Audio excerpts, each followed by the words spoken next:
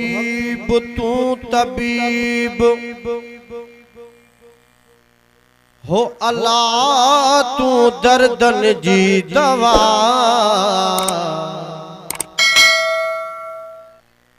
तू हबीब तू तबीब तू दर्दन जी दवा। जानब मुझे जी में आज़ार जा अनवा। ओ साहिब दे जुशिफा मियां मरीजन की कखु सड़ियो पन सड़ियो सड़ियो साओगा। ओ जनरी झायो अल्लाह बेली तो न अचे तनखे। वसंदर शहर वैरान करे अल्लाह किथे वसाए वाहन। शाह अब्दुल लतीफ भिटाई तो सुभान। वसंदर शहर वैरान करे किथे वसाए वाहन। कंखे बेकन बख्शे बकरी जी कंखे धणी बख्शे धण। ओते लाहू ताहण था डकने लिंग लतीफ जा। हमद जे लाइको बिला शके रब ई सतारो। अब तारीफ जे लाए केरा हथड़ो मथे करे तो सुभान अल्लाह। हमद जे लाइको बिला शके रब ई सतारो। हमद जे लाइको बिला शके रब ई सतारो। जहीं कयो पैदा ही कुदरत जहीं कयो पैदा ही कुदरत सांस जो संसारो।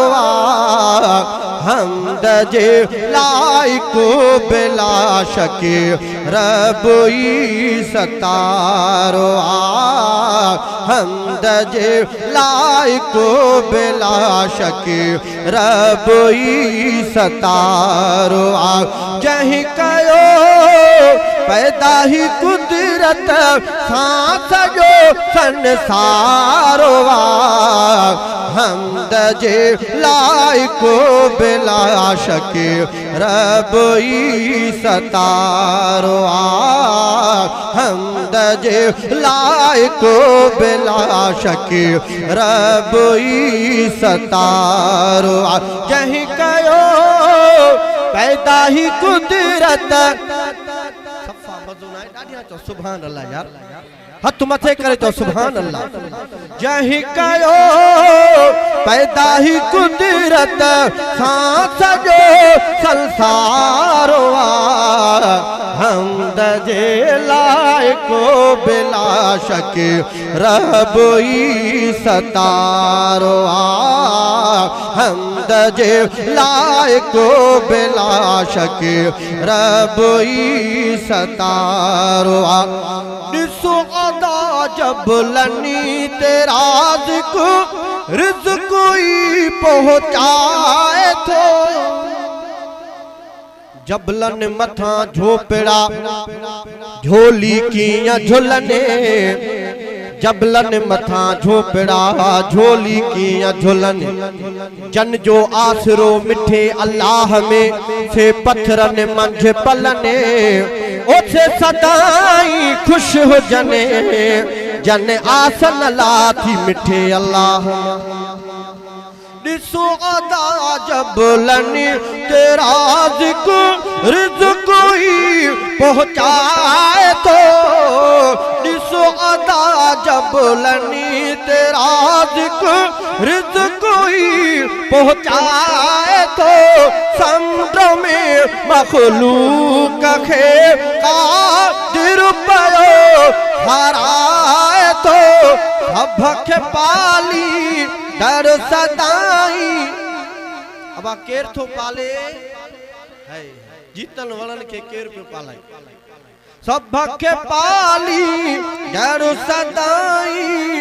देह जो दातारो हमद जे लायक बिलाश के रब ही सतारो हमद जे लायक बिलाश के रब ही सतारो। जहीं कयो पैदा ही कुदरत सांस जो संसारो हमद जे लायको बिलाश के रब ही सतारो। दिस मिठा कश्मीर सारो आकयो गुल फुल खुदा हिक तू ही खुदा आहे पयो दुनिया हलाए। कंखे तखराए खट ते कंखा पत्थर पीहारे किथे तमर ने उन जी त बुख ते किथे बादल बरसाए।